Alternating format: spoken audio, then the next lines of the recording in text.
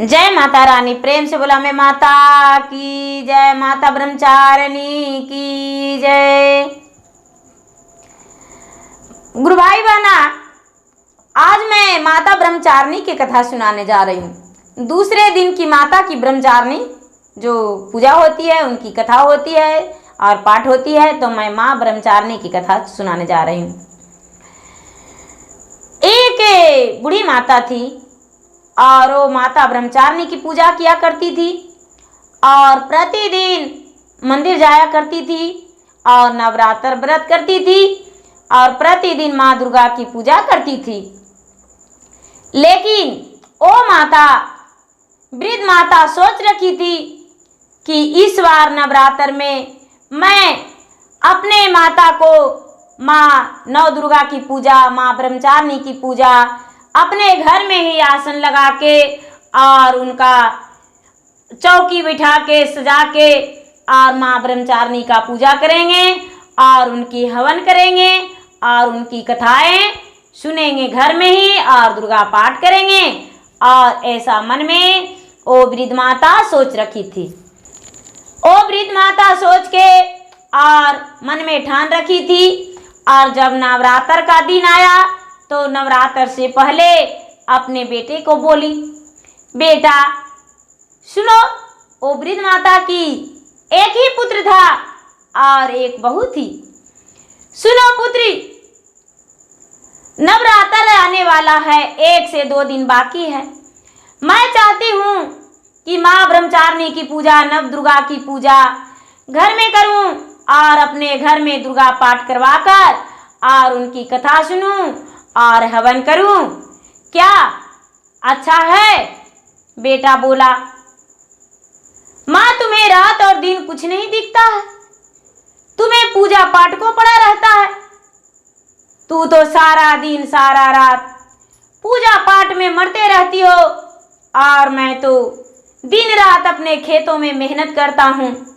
मुझे कितना चिंता लगा हुआ रहता है, लेकिन तुम्हें तो घंटी बजाना है और माँ दुर्गा का भजन करना है और पूजा करना है। प्रतिदिन प्रसादी के लिए तू रुपये मांगा करती हो, मुझसे तुम्हारा पूजा पाठ का सामग्री नहीं आ पाएगा और हम तुम्हें इतना धन नहीं दे पाएंगे।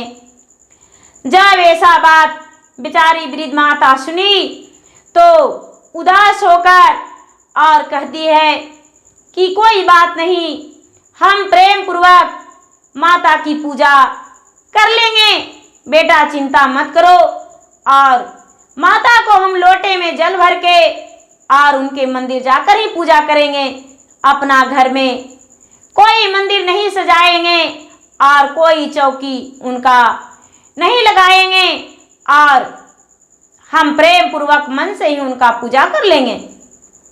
माता रानी तो प्रेम के भूखे होते हैं, भाव के भूखे होते हैं, वो फल की भूखा नहीं होते हैं, भोग की भूखा नहीं होते हैं। ऐसा कहकर वो वृद्ध माता अपने बेटे से मन को समझा ली, लेकिन उन्हें तसल्ली नहीं हो रहा था। और उनकी बहू अपने पति से कहती है कि सुनिए, मैं आपको कुछ कहना चाहती हूँ। उसके पति बोले, बोलो, क्या कहना चाह रही हो? अरे ऐसा है, माता जी तो घर पर बैठे रहते हैं और पूजा पाठ के सामग्री ही मांगते हैं। क्यों ना हम ऐसा करें कि 10 दिन के लिए अपना मैके चले जाएं और मैके जाकर और पूरा 10 दिन बिता लेंगे और घर में जितना सामग्री है पूरा घर में ताला चाबी बंद कर देंगे और खेत पे, जिस खेत पे सब्जी का जो लगा हुआ है सब्जी, उसी खेत पे माँ के ले जाके बिठा देंगे और एक झोपड़ी लगा देंगे और माँ वहीं बैठे बैठे अपना साग सब्जी उगोरेंगे और देखेंगे। बहन जी, जब ऐसी बात बहू बोली तो बेटा भी राजी हो गया और बोला, हाँ हाँ अच्छा है, यही करेंगे। हम लोग चले जाएंगे। और ठीक अमावस के दिन उन्होंने तैयारी कर ली और बोली कि ठीक है, हम लोग चलो और चलकर वहीं बिता लेंगे पूरे 10 दिन। लेकिन गुरु भाई बहना,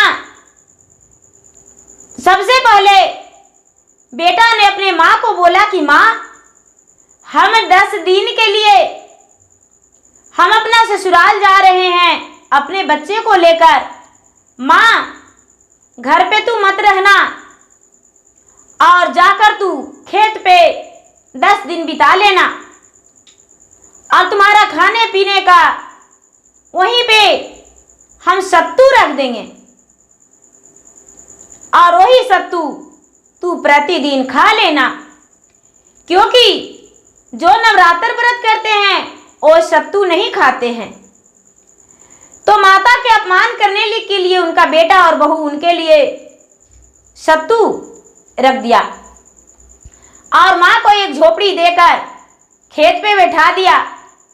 लेकिन वो वृद्ध अम्मा ने बेचारी खुशी खुशी चली गई, लेकिन उनके पास माँ ब्रह्मचारिणी की मूर्तियाँ, 9 दुर्गा की मूर्तियाँ उनके पास जो था वो लेकर और उसी खेत पे साथ साथ चली गई। बहू देखी तो बोली, अरे अम्मा जी, आप क्या ले जा रहे हैं? इस मूर्तियों को क्या काम? बेचारी अम्मा बोली, बहू, हम अकेला कैसे रहेंगे? हमें वहां साथ में तो कोई चाहिए। मैं अपने माता रानी को साथ ले जा रहा हूं। और साथ लेकर चली गई।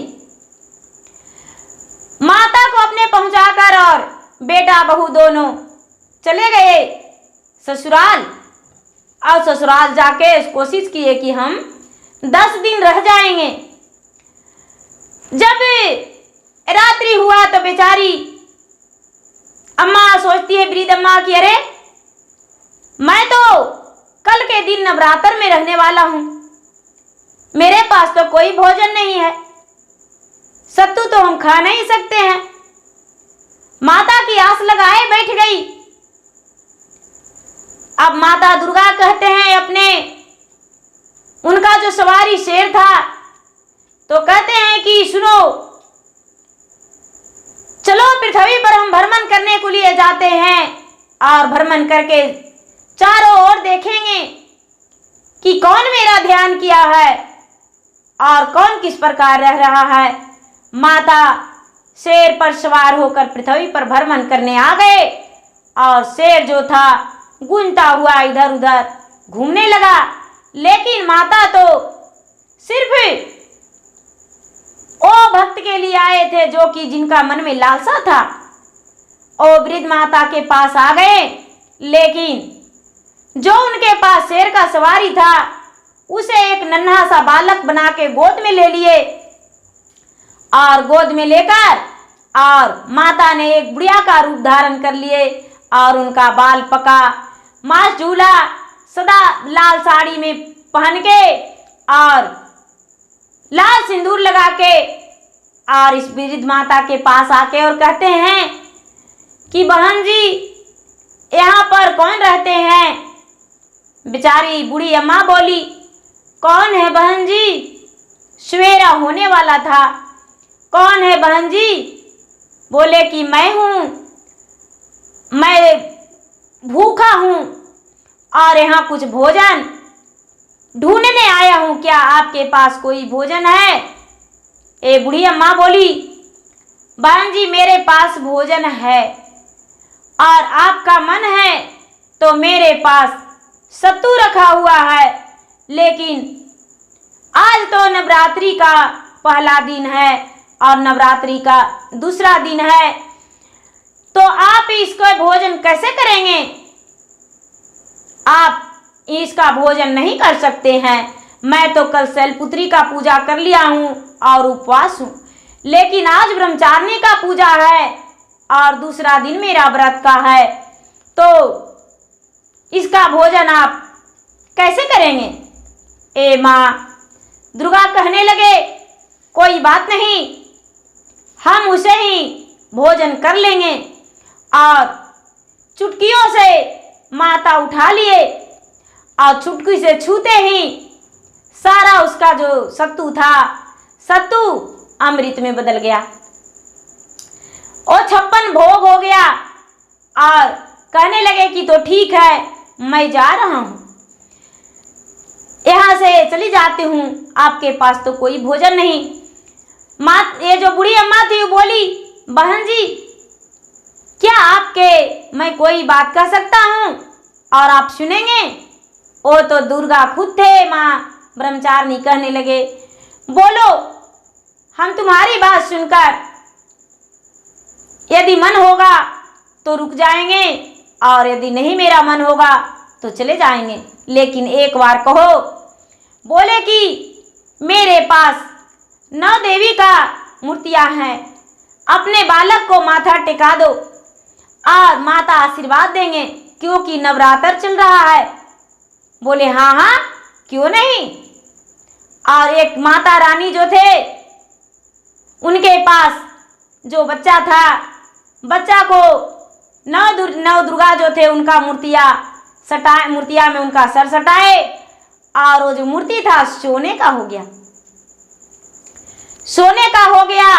और वहां से माता रानी जो थे वृद्ध रूप में थे, रूप बदले, वहां से हटे और उस वृद्ध माता की झोपड़ी खूब सुंदर मंदिर बन गया। और मंदिर बनके वहां पर सुंदर सा माता का स्थापना मूर्ति वहां हो गया।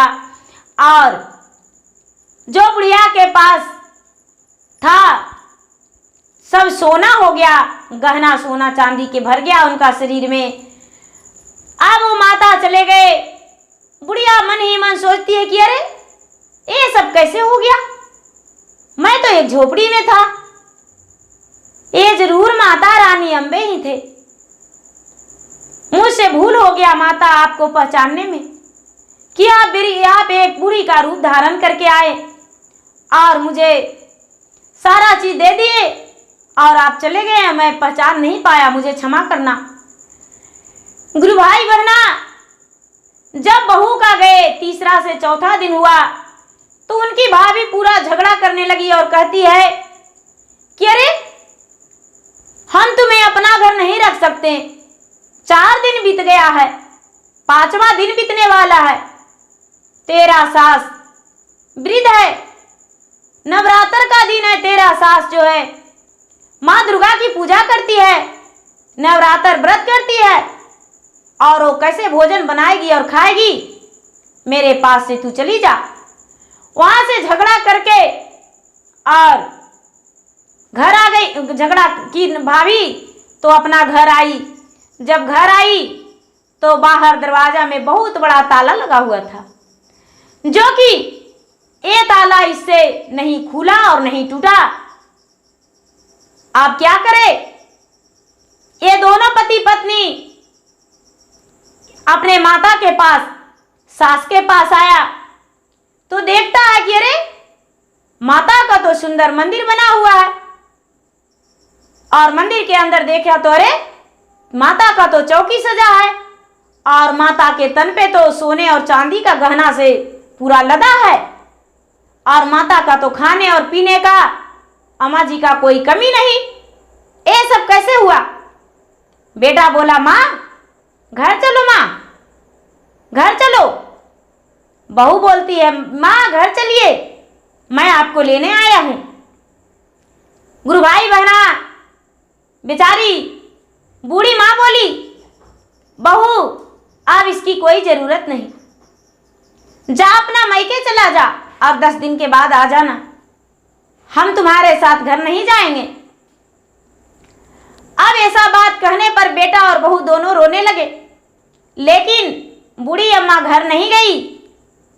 और उनके गांव वालों जो थे, सारा लोग को यह सब जानकारी हुआ तो वहां रोज पूजा पाठ करने जाते थे और बेचारी उस बूढ़ी माँ को देवी स्वरूप उसे मानने लगे और प्रतिदिन मंदिर में पूजा पाठ करने जाने लगे। और सारा लोग वहां के व्रत करने के लिए तैयारी कर दिया और सारा लोग व्रत करने लगे और मिलजुल कर भजन करने लगे। बेटे और बहू बहुत कोशिश किए तो उनका ताला टूटा, लेकिन घर में उनका बरकत और खुशियाँ छिन गया था। उनका घर में दरिद्रता का प्रवेश हो गया और खुशियाँ जो था आधी अधूरी हो गई। बेटा खुश नहीं रहने लगे और बहू भी खुश नहीं रहने लगे, क्योंकि माता का अपमान की थी, इसी कारण उनका खुशियाँ छिन गया। तो गुरु भाई बहना, जो माता नौ दुर्गा की पूजा करती है, नौ दुर्गा उसे अवश्य सब कुछ भर देते हैं, धन धान से भर देते हैं, पुत्र से भर देते हैं, घर में अनधन लक्ष्मी से भर देते हैं और सुहागवती रखते हैं।